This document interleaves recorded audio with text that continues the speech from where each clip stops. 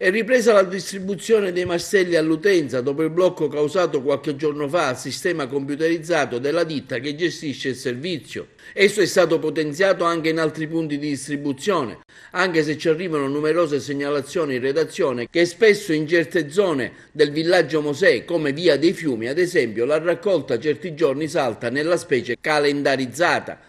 Numerosa ancora è la gente che continua a scaricare nelle zone dove sono stati già tolti i cassonetti e molti si chiedono quando l'amministrazione interverrà nel suo ritiro. Io ho avuto una comunicazione della RTI, cioè la società che si occupa della nettezza urbana e anche della distribuzione da contratto dei mastelli, che ha segnalato dei problemi al loro server. Succede, ma sono stati assolutamente superati. So che oggi sono in distribuzione regolarmente i mastelli, solo che mentre prima c'erano solo 2 postazioni con 2 o 3 operatori per postazione, da stamattina ci sono ben 8 postazioni, quindi andiamo a ritirare i mastelli. Chi non l'avesse ancora fatto, c'è tempo, facciamolo subito, perché diciamocelo pure, è un percorso che è irreversibile. Non è che se ci sono problemi nella distribuzione dei mastelli la differenziata non si fa, è un obbligo di legge, la dobbiamo fare, siamo obbligati a farlo per evitare che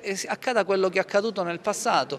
Ve lo ricordate cosa è accaduto quest'anno? No, la Regione ci ha chiuso la discarica di Siculiana, ci ha fatto mandare i rifiuti a Lentini, facendo aumentare enormemente quello che è il costo di conferimento. E poi chi paga? Paga Pantalone? No, purtroppo pagano gli agrigentini. Allora dobbiamo disincagliarci da queste criticità dovute a una serie di schizofrenie della regione siciliana, ma diciamocelo pure, dovute anche alle lentezze con cui si è partiti con la differenziata. Noi abbiamo trovato un contratto già bello e sistemato che non ci dava la possibilità di modificare in quella fase iniziale. Oggi invece ci troviamo nella condizione di poter dire anche noi partiamo, ed è una bella occasione. Anche qui voglio dire, fare una precisazione. L'altro giorno proprio a Cantella io rilasciai un'intervista dove dicevo: il dato positivo di Agrigento è che la gente sta andando a ritirare i mastelli. In altre realtà ci sono state difficoltà, in altre realtà territoriali.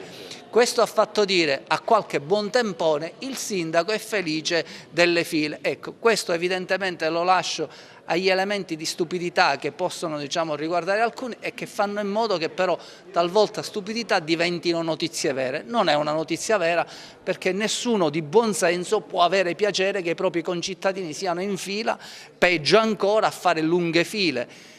E vorrei dire in questo senso, la ditta adesso si è attrezzata meglio rispetto a come aveva fatto nella fase iniziale, moltiplicando il numero delle postazioni.